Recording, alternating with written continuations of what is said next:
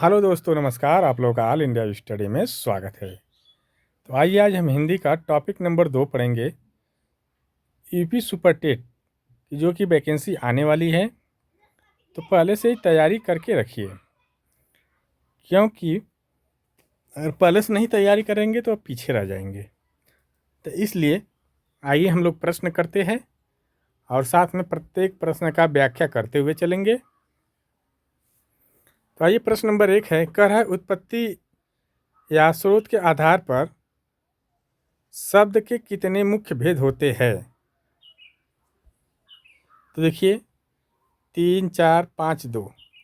तो देखिए उत्पत्ति या स्रोत के आधार पर शब्द के मुख्य रूप से कुल 4 भेद होते हैं। तो इसका सही जवाब हो जाएगा ऑप्शन नंबर बी।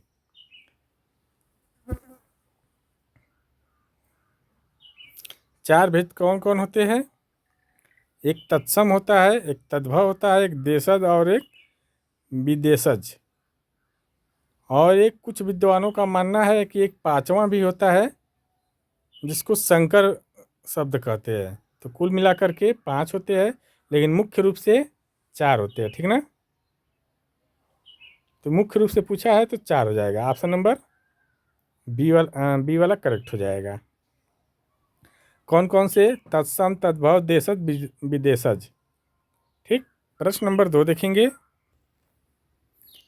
संस्कृत भाषा के जो शब्द बिना किसी परिवर्तन के हिंदी में प्रयोग होते हैं उन्हें क्या कहते हैं?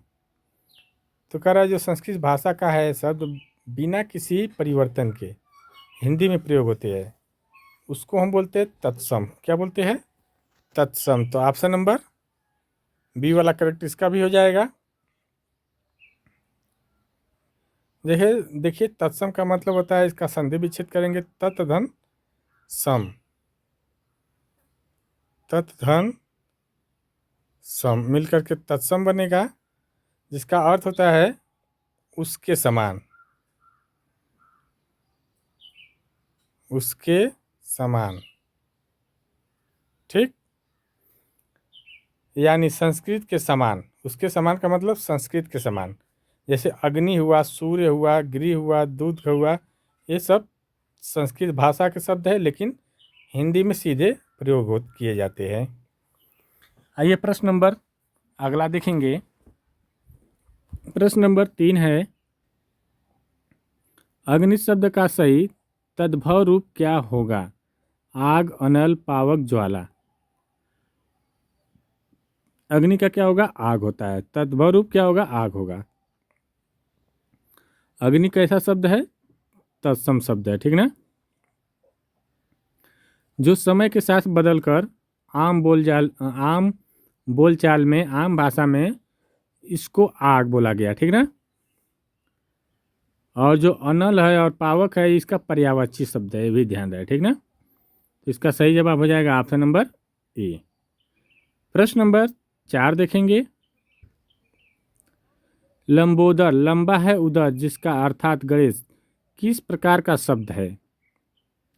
तो देखिए ये जो है योग रूढ़ शब्द है, ठीक ना। तो इसका सही जवाब हो जाएगा योग रूढ़। ऑप्शन नंबर सी करेक्ट हो जाएगा।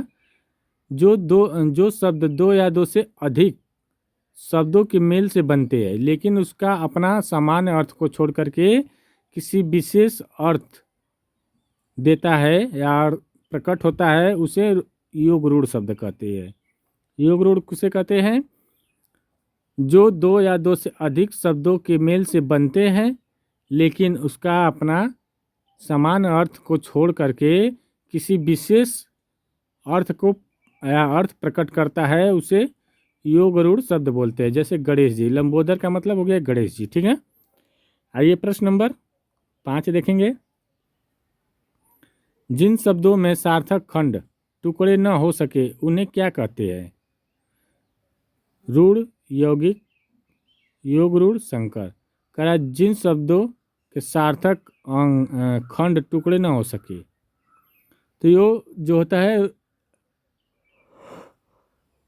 तो ये होता है रूढ़ शब्द, ठीक ना। जिन शब्दों के टुकड़े करने पर कोई अर्थ न निकले उसे बोलते हैं रूढ़ शब्द, ठीक ना। जैसे मान लीजिए जल है, जल को हम तोड़ेंगे तो ज और ल, तो इसका क्या अर्थ निकल रहा है? कुछ अर्थ निकल रहा है? नहीं, ठीक ना। आइए प्रश्न नंबर 5 हो गया। छठवां देखेंगे।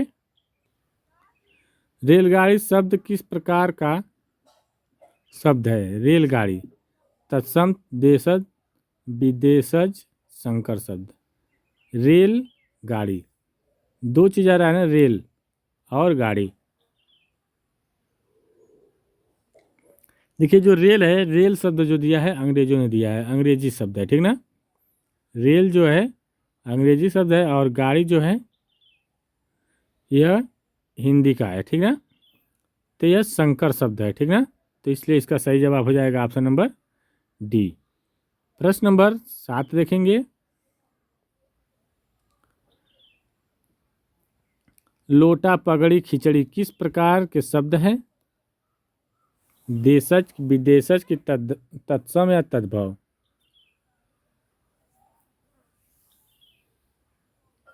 तो देखिए जो है देशज, कौन सा है? देशज। ऑप्शन नंबर बी करेक्ट हो जाएगा। कहने का मतलब है जिनकी उत्पत्ति का पता नहीं चलता है और जो स्थानीय आम बात में, बोल चाल में उन भाषाओं का प्रयोग हिंदी में किया जाता है, उन्हें देशज शब्द कहते हैं, ठीक ना। आइए प्रश्न नंबर अगला देखते हैं। प्रयोग या रूपांतर के आधार पर शब्द के कितने भेद होते हैं? 2, 3, 4, 8। तो कितने होते हैं? 2 होते हैं। कितने? रूपांतर के आधार पर या प्रयोग के आधार पर 2 होते हैं। एक विकारित शब्द और एक अविकारित शब्द। विकारित शब्द में संज्ञा, सर्वनाम, विशेषण, क्रिया ये सब आते हैं और अविकारित शब्द में क्रिया, विशेषण, संबोधक हो गया, संबंध बोधक हो गया, या समुच्चय बोधक या विस्मय बोधक, ठीक ना। आइए प्रश्न नंबर 9 देखते हैं। निम्नलिखित में से कौन सा शब्द तत्सम है? खेत, सच, क्षीर, घर। तत्सम पूछ रहा है, तो तत्सम क्या हो जाएगा? क्षीर जो है तत्सम शब्द है, ठीक ना। यह संस्कृत शब्द है क्षीर। तो ऑप्शन नंबर सी वाला करेक्ट हो जाएगा। देखिए खेत जो है इसका मतलब होता है क्षेत्र, सच का मतलब होता है सत्य, घर का मतलब होता है गृह, ठीक। इसका तद्भव रूप होगा। आइए प्रश्न नंबर अगला देखते हैं। पाठशाला शब्द रचना की दृष्टि से किस श्रेणी में आता है? रूढ़, यौगिक, योग रूढ़ और विदेशज। तो देखिए जो पाठशाला है ना, यह एक यौगिक है, ठीक ना। पाठ प्लस शाला, तो ये क्या है? यौगिक है। तो ऑप्शन नंबर बी करेक्ट हो जाएगा। अगला क्वेश्चन देखेंगे।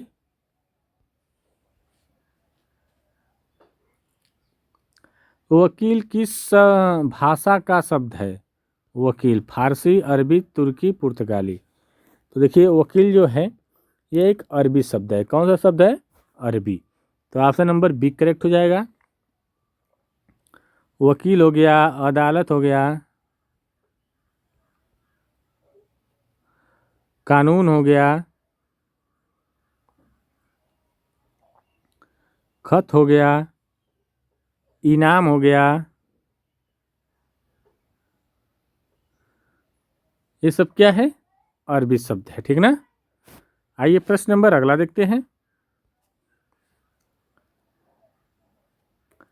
प्रश्न नंबर 12 है, कैंची और बारूद शब्द किस भाषा से हिंदी में आए हैं? अरबी, फारसी, तुर्की, अंग्रेजी।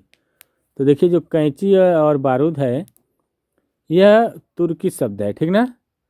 तो इसका सही जवाब हो जाएगा तुर्की। ऑप्शन नंबर सी करेक्ट हो जाएगा। जैसे कैंची हो गया, बारूद हो गया, तोप, लाश, कुली, बेगम, ये सब शब्द क्या है? तुर्की शब्द है। आइए प्रश्न नंबर अगला देखते हैं। चाय किस भाषा का शब्द है? चीनी, जापानी, अंग्रेजी, फ्रेंच। तो चाय, चाय जो है यह एक चीनी शब्द है, ठीक ना। तो ऑप्शन नंबर एक करेक्ट हो जाएगा इसका। चाय, चीनी, लीची, चीकू, ये सब चीन की भाषा का शब्द है जो हिंदी में आए हुए हैं। आइए प्रश्न नंबर अगला देखते हैं। प्रश्न नंबर 14। निम्नलिखित में से तद्भव शब्द छाटिए। दंत, हस्त, कान, अच्छी। तद्भव कौन होगा इसमें? कान हो जाएगा। तो इसका सही जवाब हो जाएगा कान। हस्त, दंत और अच्छी जो है यह तत्सम शब्द है। कान का जो तद्भव होगा तत्सम होगा वह कड़ होता है, और दंत का जो तद्भव होगा वह दांत होगा। हस्त का जो तद्भव होगा हाथ होगा। अच्छी का तद्भव क्या होगा? आँख होगा। ठीक। आइए प्रश्न नंबर 15 देखते हैं। कमल किस प्रकार का शब्द है? रूढ़, यौगिक, योग रूढ़, संकर। कमल, कमल क्या है? एक यह रूढ़ शब्द है। कौन सा है? रूढ़ शब्द। देखिए इसको अगर हम अलग अलग करेंगे, क प्लस म प्लस ल, देखिए इसमें क्या है, अगर खंड कर रहे हैं, अलग अलग कर रहे हैं, तो इससे कोई अर्थ नहीं निकल रहा है, ठीक ना। जब अर्थ नहीं निकलेगा या स्वतंत्र रूप से हो जा रहा है तो इसलिए यह रूढ़ शब्द होगा। प्रश्न नंबर 16 देखेंगे। रिक्शा किस भाषा का शब्द है? चीनी, जापानी, डच, रूसी। तो देखिए जो रिक्शा है यह एक जापानी शब्द है। तो ऑप्शन नंबर बी करेक्ट हो जाएगा, ठीक ना। प्रश्न नंबर 17 देखेंगे। आलपिन और गमला किस विदेशी भाषा के शब्द हैं? फ्रेंच, पुर्तगाली, डच, अंग्रेजी। आलपिन और गमला। तो देखिए आलपिन और जो गमला है यह एक पुर्तगाली शब्द है। कौन सा है? पुर्तगाली शब्द है। और आलपिन, गमला हो गया, बाल्टी भी हो गई, और चाबी, साबुन, ये सब, तौलिया, ये सब जो शब्द है ये कौन सा है? पुर्तगाली है। प्रश्न नंबर 18 है। प्रश्न नंबर 18 है। निम्नलिखित में से विकारी शब्द कौन सा है? आज, लड़का, इधर, परंतु। तो देखिए जो विकारी शब्द होते हैं वह जैसे जिन शब्दों में लिंग, वचन या कारक के आधार पर बदलाव होता है वे विकारी होते हैं, ठीक ना। वो विकारी शब्द होते हैं। जैसे लड़का का लड़के, लड़कों, आज का इधर, उधर, परंतु ये सब अविकारी शब्द है। तो इसका सही जवाब क्या हो जाएगा? लड़का। तो ऑप्शन नंबर बी करेक्ट हो जाएगा इसका। प्रश्न नंबर अगला देखेंगे। छायादार शब्द किसका उदाहरण है? तो देखिए जो छायादार है यह जो है एक संकर शब्द है, ठीक ना। छाया जो है यह संस्कृत का शब्द है और दार जो है फारसी। तो यह संकर शब्द हो जाएगा। तो इसका सही जवाब हो जाएगा ऑप्शन नंबर सी। आइए प्रश्न नंबर अगला देखते हैं।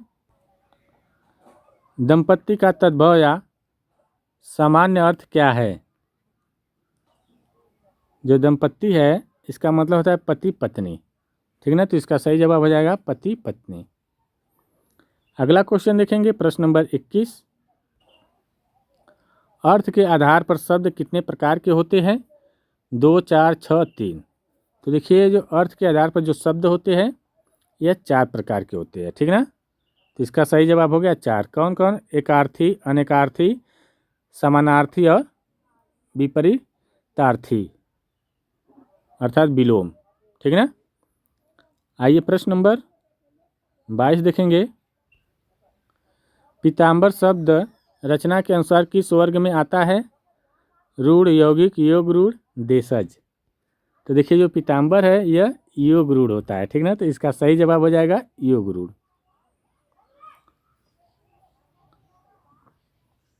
पीताम्बर का मतलब होता है पीला वस्त्र। आया ना। कहने का मतलब है कि जिन शब्दों का अर्थ विशेष रूप से दूसरा हो, अपना अर्थ न दे करके, सामान्य अर्थ न दे करके विशेष अर्थ दे, वह होता है योग रूढ़, ठीक ना। आइए प्रश्न नंबर अगला देखते हैं।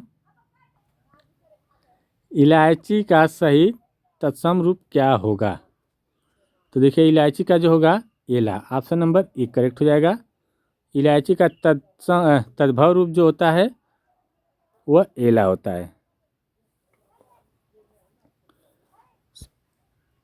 आइए अगला क्वेश्चन देखते हैं।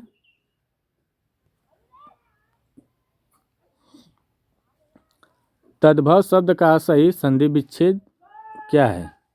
तत् धन भव, तद्भव होगा, ठीक ना। ऑप्शन नंबर ए करेक्ट हो जाएगा। यह व्यंजन संधि है, ये भी ध्यान रहे। प्रश्न नंबर 25 देखेंगे। हल्दी शब्द का तत्सम रूप क्या है? तो देखिए हल्दी का जो तत्सम रूप है हरिंद्रा, क्या है? हरिंद्रा। तो इसका सही जवाब हो जाएगा हरिंद्रा, ऑप्शन नंबर बी करेक्ट हो जाएगा। आइए प्रश्न नंबर अगला देखेंगे। अभिकारी शब्द किसे कहते हैं? तो देखिए अभिकारी शब्द जो होता है, अव्यय शब्द को अभिकारी शब्द कहते हैं। किसको? अव्यय को अभिकारी। तो ऑप्शन नंबर सी करेक्ट हो जाएगा। जिन शब्दों का रूप, लिंग, वचन, पुरुष या कारक के कारण कभी परिवर्तित नहीं होता उन्हें अभिकारी या अव्यय कहते हैं। अगला क्वेश्चन देखेंगे। सूप, झाड़ू, लोटा किस वर्ग के शब्द है? तो यह देशज है। कौन सा है? देशज। प्रश्न नंबर 28 देखेंगे। सिनेमा और अस्पताल किस प्रकार के शब्द हैं? तत्सम, तद्भव, देशज, विदेशज। तो देखिए जो सिनेमा और अस्पताल है यह क्या है? विदेशज है, ठीक ना। तो ऑप्शन नंबर डी करेक्ट हो जाएगा। अंग्रेजी शब्द है सिनेमा, ठीक, और अस्पताल। आइए प्रश्न नंबर 29 देखेंगे। मक्षिका किसका तत्सम रूप है? तो मक्खी का। किसका? मक्खी का। ऑप्शन नंबर बी करेक्ट हो जाएगा। मछली का मत्स्य, मत्स्य और मिट्टी का मृत्तिका। आइए प्रश्न नंबर 30 देखते हैं। नीलकंठ शब्द रचना की दृष्टि से क्या है? यौगिक, योग रूढ़, रूढ़ और विदेशज। तो देखिए जो नीलकंठ है यह योग रूढ़ हो जाएगा। योग रूढ़ क्यों होगा? क्योंकि इसका जो अर्थ तीसरा अर्थ निकल रहा है, विशेष अर्थ निकल रहा है, ठीक ना। नीलकंठ का मतलब भगवान शिव को सूचित किया जा रहा है, इसलिए यह योग रूढ़ हो जाएगा। तो ऑप्शन नंबर बी करेक्ट हो जाएगा। टोटल 30 क्वेश्चन हुए। तो वीडियो को अंत तक देखिएगा। अगर अच्छी लगी हो तो चैनल को लाइक, शेयर, सब्सक्राइब जरूर करिए। अब मिलते हैं अगले वीडियो में, तब तक के लिए नमस्कार।